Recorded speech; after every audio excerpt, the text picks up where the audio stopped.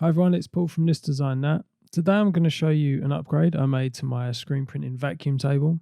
I made this upgrade because when using the table for a number of hours, I noticed I would have backache, and I realized this was because my hinges were placed at the back of the table, and that restricted my positioning of the screen and my body while I was printing. It might not seem like a lot, but when you are performing the same movement hundreds of times, the fatigue can really set in, and it was making the printing experience not very enjoyable. What's more is I had to keep on turning on and off the vacuum to secure and release the paper between each print. So overall, the setup just wasn't as good as what I wanted it to be. So I decided to make a basic frame that would allow me to adjust the position of the screen. This was a very basic design put together with some scrap wood. Its design is 3 pieces of wood that would make a U shape, and I made this to the same width as my silk screen frame.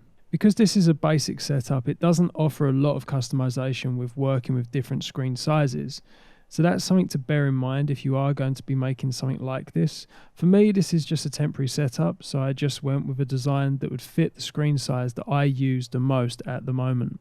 The counterweights are just 2 pieces of wood glued together and attached to the U-frame at roughly a 40-degree angle. I cut some side panels from 18mm plywood to add as support. I use my current hinges to attach the frame to the table, and they do a really good job of holding everything together. I modelled some stoppers that I would 3D print, and I've just put a recess in them that allows for a strip of silicone rubber to be placed in it to act as a damper. This allowed me to move the screen closer towards my body, towards the front of the table, which did help with minimizing how much I had to lean over the table while printing. But it still didn't solve the problem entirely, as I had to keep turning on and off the vacuum cleaner between each print with my foot. In traditional screen printing vacuum tables, there is usually some sort of valve that will release the vacuum pressure when you lift the screen so that the paper can be removed more easily.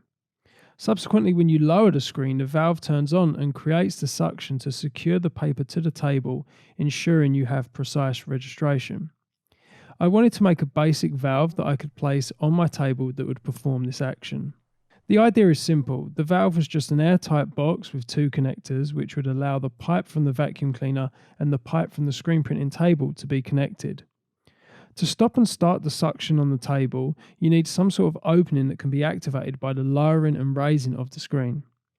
I managed to model my valve in Fusion 360, and I designed it so that it could be printed without any supports. The 2 hose connectors would be glued onto the box, and for this I used JB Weld-On, and it did a really good job of fixing the 3D printed parts together.